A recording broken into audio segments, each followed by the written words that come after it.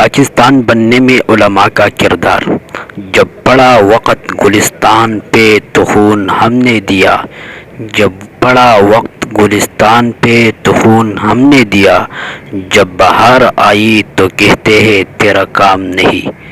یوں تو آزادی پاکستان کی تحریک 1940 عیسوی کی قرارداد لاہور سے بیان کی جاتی ہے، جب آل انڈیا مسلم لیگ کے منٹو پارک موجودہ اقبال پارک کے اجلاس میں الگ مملکت کا تصور بڑی بھرپور جدوجہد اور عزم کے ساتھ پیش کیا گیا، لیکن بانی پاکستان قائد-اعظم محمد علی جناح رحمہ اللہ کے بقول پاکستان کی بنیاد اس وقت پڑ چکی تھی جب سندھ کی سرزمین پر پہلے مسلمان نے قدم رکھا تھا۔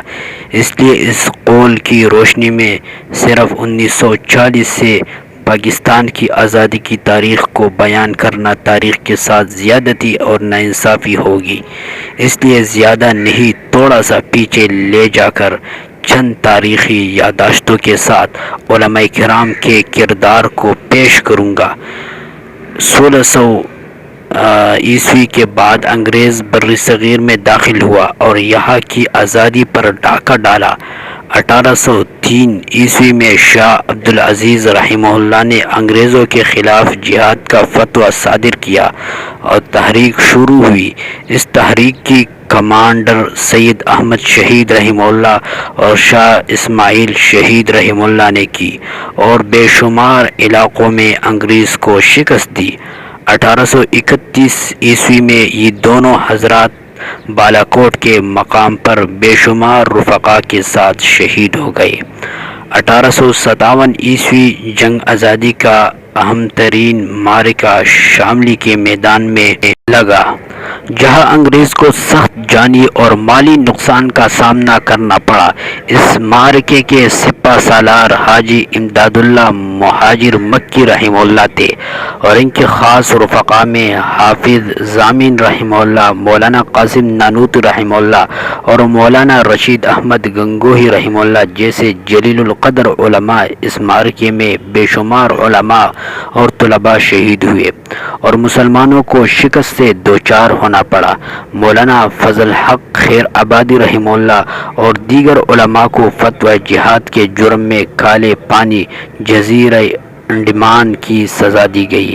مفتی کفایت اللہ علی کافی بدایونی رحمہ اللہ کو جنگ آزادی کی پاداش میں تختِ دار پر لٹکا دیا گیا۔ 1857 عیسوی کی شکست کے بعد مولانا قاسم نانوتوی رحمہ اللہ اور دیگر اکابرین نے اسلامی روایات کے تحفظ اور ملک کی آزادی کی خاطر 1866 عیسوی میں قبضہ دیوبند میں دارالعلوم نامی علمی درسگاہ کی بنیاد ڈالی، جو آگے چل کر آزادی کی کئی تحریکوں کا مرکز اور سرچشمہ ثابت ہوئی۔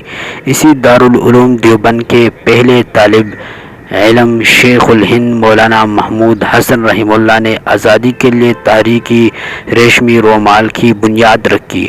1917 عیسوی میں شریف مکہ کی غداری کی وجہ سے حجاز مقدس میں شیخ الہند کو گرفتار کر کے مولانا عزیز گل رحمہ اللہ، مولانا حکیم نصرت حسین، مولانا وحید احمد رحمہ اللہ کے ہمراہ بحیرہ روم میں واقع جزیرہ مالٹا کی جیل میں جلاوطن کر دیا گیا۔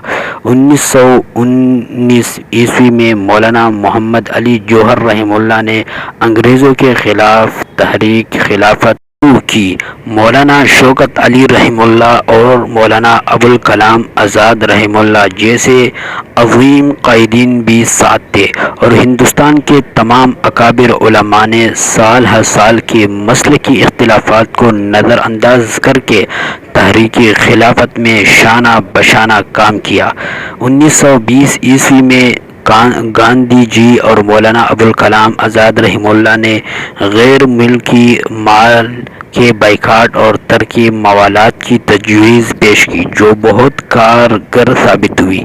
1921 عیسوی میں موہلہ بغاوت، 1922 عیسوی میں چورا چوری میں پولیس فائرنگ، 1930 میں تحریکی سول نافرمانی، 1942 میں ہندوستان چھوڑو تحریک کے مظاہروں پر پولیس فائرنگ سے ہزاروں مسلمان شہید ہوئے۔ اس کے علاوہ دوسرے مواقع پر اتنے مسلمان شہید ہوئے جن کی تعداد بیان نہیں کی جا سکتی۔ عام مسلمانوں کے علاوہ شہید علماء کی تعداد 20,000 سے لے کر 50,000 تک بتائی جاتی ہے۔ وہ لوگ جنہوں نے خون دے کر پھولوں کو رنگت بخشی ہے، دو چار سے دنیا واقف ہے گمنام نہ جانے کتنے ہیں۔ وہ لوگ جنہوں نے خون دے کر پھولوں کو رنگت بخشی ہے، دو چار سے دنیا واقف ہے گمنام نہ جانے کتنے ہیں۔ پھر مفتی اعظم پاکستان مفتی محمد شفیع رحمہ اللہ اور سید ابو محمد دیدار علی شاہ رحمہ اللہ نے مطالبہ پاکستان کو مدلل فتاوی کی صورت میں پیش کر کے تحریک آزادی پاکستان میں فیصلہ کن اور مؤثر کردار ادا کیا۔ مولانا شاہ احمد نورانی رحمہ اللہ کے والد ماجد عبدالعلیم صدیقی قادری رحمہ اللہ نے قیام پاکستان کے مطالبے کو عالمی سطح پر اجاگر کرنے میں اہم کردار ادا کیا۔ مفتی محمد شفیع رحمہ اللہ، مولانا شبیر احمد عثمانی رحمہ اللہ، مولانا عبدالحامد بدایونی رحمہ اللہ، مولانا عبدالستار خان نیازی رحمہ اللہ نے مسلم لیگ کی کامیابی کے لیے نتیجہ خیز کاوشیں سرانجام دیے، اور جب مملکت خودآزادی پاکستان 14 اگست 1947 بمطابق 27 رمضان 1366 ہجری میں حقیقت بن کر دنیا کے نقشے پر ابھری، تو قائد اعظم نے علماء کرام کی قربانیوں کو سراہتے ہوئے کراچی 15 اگست 1947 میں مولانا شبیر احمد عثمانی سے، جبکہ مشرقی پاکستان میں مولانا اشرف علی تھانوی رحمہ اللہ کے بانجے مولانا ظفر احمد عثمانی رحمہ اللہ کو تلاوت قرآن اور دعا کے بعد پاکستان کی پہلی پرچم کشائی کے اعزاز سے نوازا۔ 11 ستمبر 1948 میں جب بانی پاکستان محمد علی جناح کا انتقال ہوا تو ان کی وصیت کے مطابق علامہ شبیر احمد عثمانی رحمہ اللہ نے ان کا نماز جنازہ پڑھایا اور تدفین تک سارے مراحل سرانجام دیے۔ مارچ 1949 میں دستور ساز اسمبلی نے قرارداد مقاصد کے عنوان سے قرارداد منظور کی تو ان علماء کرام کی کوششوں سے اسلام کی بنیادی تعلیمات، اساسی احکامات اور اہم جزیات کو آئین کا حصہ بنایا گیا۔ الغرض یہ علماء کرام ہی تھے جنہوں نے عوام کے اندر آزادی کے شعور کو اجاگر کر کے اور دو قومی نظریہ کی حقیقی تصویر پیش کر کے آزادی پاکستان کی تحریک کو کامیابی کا سہرا پہنایا، جنہوں نے آزادی کی خاطر اپنی قیمتی جانوں کے نذرانے پیش کیے۔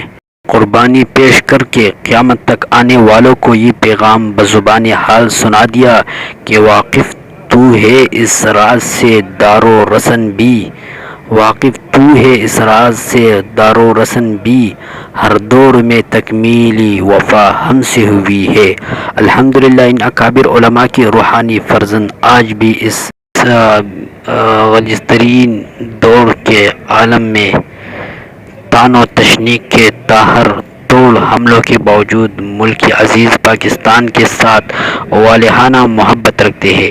ان سب علماء کی محبت کی ترجمانی خطابت کے بادشاہ حضرت عطا اللہ شاہ بخاری کے گرجتے ہوئے الفاظ کے ساتھ کروں گا، جو انہوں نے قیام پاکستان کے بعد کہے کہ میری رائے کو خود فراموشی کا نام نہ دو، پاکستان بننے پر بخاری کی رائے ہار گئی، پاکستان ہم نے ہزاروں بہنوں بیٹیوں کی عصمتیں لٹا کر اور لاکھوں کروڑوں نوجوانوں کا مچلتا ہوا خون پیش کر کے حاصل کیا ہے۔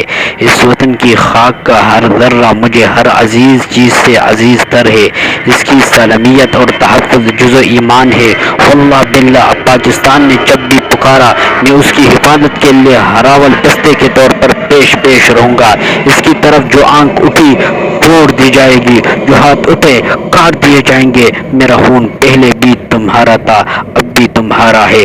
پاکستان کی حفاظت کے لیے کروڑوں عطا اللہ شاہ بخاری قربان کیے جا سکتے ہیں۔ اس ملک سے اس لیے محبت ہے کہ ہمارا ملک پاکستان نظریہ اسلام کی بنیاد پر معرضی وجود میں آیا، کیونکہ علامہ اقبال کا نظریہ پاکستان دراصل نظریہ اسلام ہی تھا۔ اس کا ثبوت یہ ہے کہ ملک پاکستان حضور انور صلی اللہ علیہ وسلم کی مملکت مدینہ کے سیاسی نقش قدم پر چلتا دکھائی دیتا ہے، کہ جیسے حضور صلی اللہ علیہ وسلم نے فرمایا کہ لوگو لا الہ الا اللہ کہہ دو کامیاب ہو جاؤ گے۔ ادھر بر صغیر سے بھی یہی آواز آئی کہ پاکستان کا مطلب کیا، لا الہ الا اللہ۔ ادھر حضور کو اپنے جان نثاروں سمیت ہجرت کر کے مدینہ منورہ تشریف لے جانا پڑا، اور ادھر بھی بے شمار فرزندان توحید ہندو کے مظالم سے تنگ آ کر ہندوستان سے ہجرت کر کے پاکستان چلے آئے۔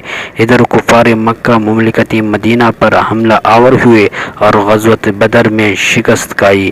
ادھر بھارتی سامراج نے طاقت کے نشے میں 1965 عیسوی کو پاکستان پر حملہ کر دیا، مگر منہ کی کائی۔ ادھر غزوہ احد میں مسلمانوں کو شدید نقصان اٹھانا پڑا اور عبداللہ بن ابی اپنے ساتھیوں سمیت الگ ہو گیا، اور ادھر 81 کی جنگ میں شیخ مجیب الرحمن نے مشرقی پاکستان کو ہم سے الگ کر دیا۔ آخر میں وطن عزیز پاکستان کے لیے یہ دعا ہے کہ خدا کرے میری ارض پاک پر اترے وہ فصل گل جسے اندیشہ زوال نہ ہو۔ آخر میں آپ سے التماس ہے کہ ہمارے چینل کو اپنے ساتھ سبسکرائب کر لے اور بیل آئیکن والے بٹن کو دبائے، تاکہ ہر نئی آنے والی ویڈیو آپ حضرات کو جلد از جلد مل سکے۔ جن حضرات نے پوری ویڈیو دیکھ لی ہے وہ کمنٹ میں بتائے آپ کو کہ علم میں اضافہ ہوا یا نہیں۔ والسلام۔